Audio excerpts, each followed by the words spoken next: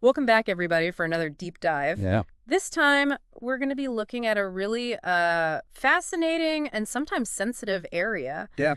within the autism community, Hmm. and that's the experiences of autistic men, Okay. particularly when we consider the idea of intersectionality. Right. So we've got a stack of articles here from Cheap ABA, and they cover a lot of ground on autism-related issues. Sure. What's caught my eye is how some of these pieces Mm. directly address what some are calling Yeah. the what about me phenomenon, Right. coming from autistic men. Uh-huh. It sparked some really important conversations, and Yeah. I'm really eager to dig in with you and see what we uncover. It's a topic that definitely deserves a closer look. Absolutely. This what about me often surfaces in discussions around the challenges autistic women face. Yeah. Especially when those discussions touch on feminism or broader societal issues. Yeah. Yeah, and from what I'm gathering in these articles, it seems like this what about me Yeah. could stem from a sense of being overlooked or left out of the conversation. Right.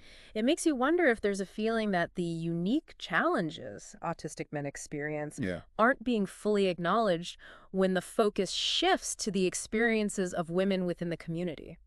That's a really insightful observation. Yeah. Think about it. Yeah. If the dominant narrative centers on the struggles of autistic women, it's possible that autistic men might feel their own needs and experiences are being overshadowed. Right. And this feeling might be amplified by the historical context of how autism has been perceived and diagnosed. Yeah. For decades, autism was primarily seen as a male condition, Right. which led to a lot of misunderstanding and misdiagnoses Yeah. of how autism presents in women. Absolutely. So there's a historical layer here, a shift in understanding Yeah. that might contribute to this feeling of being left behind. It definitely adds another layer of complexity Yeah. to this whole conversation. Right. And it makes me think about the concept of intersectionality, which you mentioned earlier. Yeah. How does this idea play into understanding the experiences of autistic men?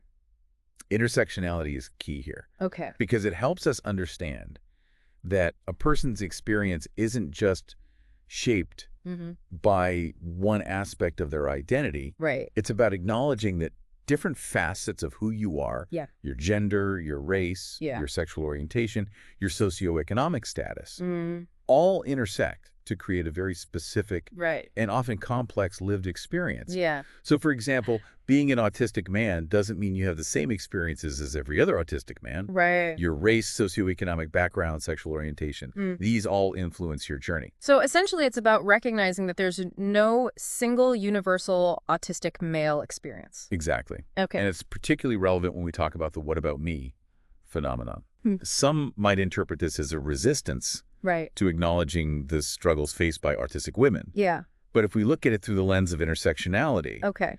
it becomes clear that it might be more about wanting to ensure that the diverse experiences of autistic men, Right. including those who might face additional challenges due to their race, sexual orientation, or other factors, Yeah. are also part of the conversation. That's a really nuanced way of looking at it. And it actually makes me think about something else I came across in these articles. Yeah. The idea that the historical focus on autism as a primarily male condition led to the erasure of autistic women's experiences. Yeah, Can you elaborate on that a bit more? absolutely. Okay. The historical framing of autism as a male condition had far-reaching consequences. Yeah. For one, it meant that diagnostic criteria Right. were often based on how autism presented in boys, which led to many girls and women being overlooked or misdiagnosed. Wow. Imagine growing up feeling different, Yeah. struggling with social interactions, sensory overload, all the things that can come with being autistic, Yeah. but not having a framework to understand why, Right. simply because your experience didn't fit the dominant male-centric narrative. That must have been incredibly isolating and frustrating for those women. Yeah. It really highlights how crucial it is to have diverse representation and understanding within the autistic community. Precisely. Yeah. And it brings us back to the need for intersectionality Yeah. when we acknowledge the full spectrum of experiences within the autistic community including the experiences of autistic men from various backgrounds, Yeah. we create a more inclusive and supportive environment for everyone. Yeah, it's so important to recognize that everyone's journey with autism is unique and shaped by so many factors. But focusing solely on these differences might make us miss the common ground we share. Yeah. In these articles, they talk about autistic men stepping up as allies. Right. What do you think that looks like in practical terms? It's a powerful idea. Yeah. And I think it starts with understanding that allyship isn't about taking center stage. Right. It's about amplifying the voices of those who have been marginalized, creating space for them to share their stories and perspectives. Yeah. For autistic men, this could mean actively seeking out Okay. and listening to the experiences of autistic women, educating themselves about the specific challenges they face, Yeah. and challenging any harmful stereotypes or biases they encounter. So it's not just about saying, I support you. It's about taking concrete actions to make a difference. Exactly. Could you give us some examples of what those actions might look like? Absolutely. Okay. It could be something as simple as sharing articles or social media posts written by autistic women, promoting events or organizations that center their voices, Yeah. or speaking up when you witness someone being dismissed or discriminated against because of their gender or autism. It's about using your privilege Yeah. to create a more inclusive and equitable space. I like how you phrased that, using your privilege. Yeah. It reminds us that even within a community that often faces marginalization, there are still power dynamics at play. Right. But I think that ties back to something we discussed earlier, the need to avoid falling into an us versus them mentality. Exactly. Yeah. It's not about pitting autistic men against autistic women. Right. Or creating a hierarchy of struggles. Okay. It's about recognizing that while we may have different experiences, Yeah. we're all part of the same community, and we need to work together to advocate for change. So how do we strike that balance? Yeah. How do we acknowledge the unique challenges faced by different groups within the autistic community, while also recognizing the shared experiences that bind us together? It's a delicate balance. Yeah. And it requires a willingness to listen with an open mind, Right. to challenge our own assumptions, and to be open to learning from others. Okay.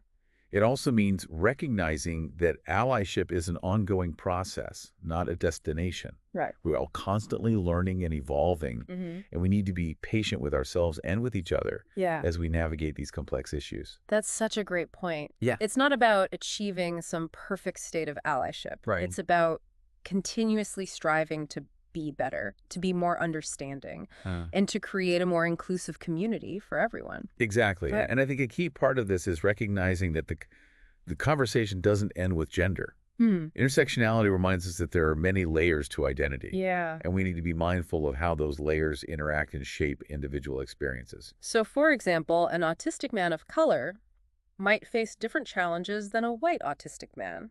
Yeah. Due to the added layer of racial discrimination. Precisely. Okay. And that's just one example. Right. We also need to consider the experiences of LGBTQ plus autistic men, those from different socioeconomic backgrounds, those with co-occurring disabilities. Yeah.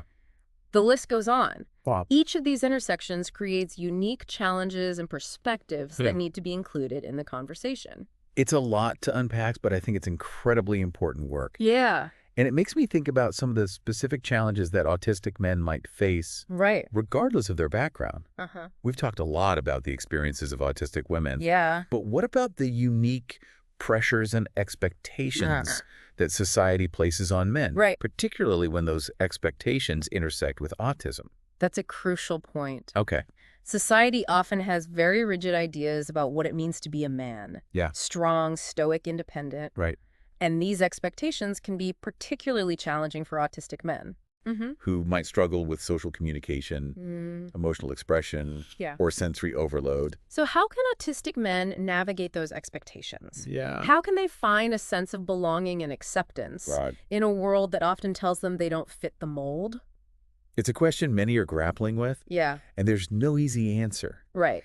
Part of it, I think, comes back to creating spaces where autistic men feel safe to be themselves, to express their emotions, Yeah. to embrace their unique strengths and challenges Right. without judgment. I love that idea of creating safe spaces. Yeah. And I think that's something we can all contribute to, Right. regardless of our gender or where we fall on the spectrum.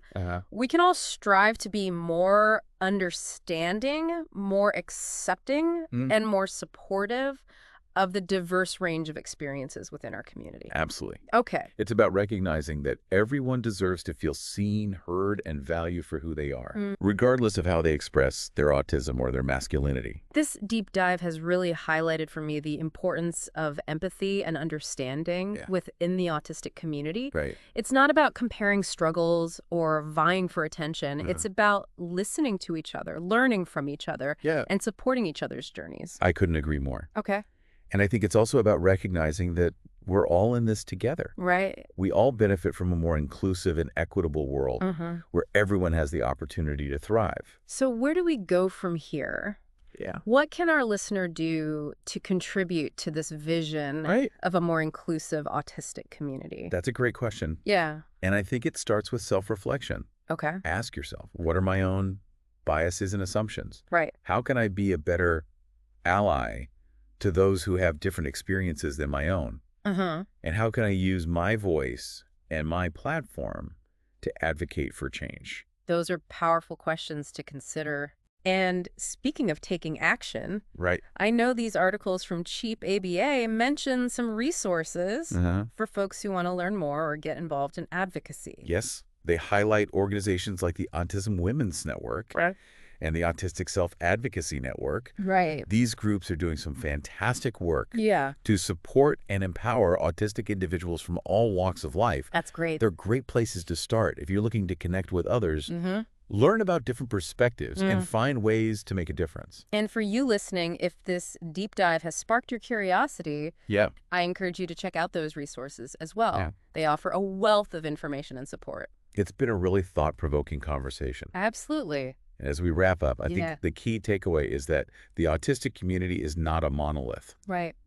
Each person's experience is shaped by a unique intersection of factors. And it's crucial to approach these conversations with empathy, understanding, and a willingness to learn from one another. I completely agree. Yeah. We need to move beyond simplistic narratives and embrace the beautiful complexity of the autistic experience. And that means recognizing that there's no single right way to be autistic. No one-size-fits-all approach to support or advocacy. Exactly. Yeah. It's about celebrating neurodiversity, valuing individual differences, and creating a world where everyone feels seen, heard, and empowered to live authentically. This deep dive has given us a lot to think about, and I hope it's encouraged you listening to continue exploring these important conversations.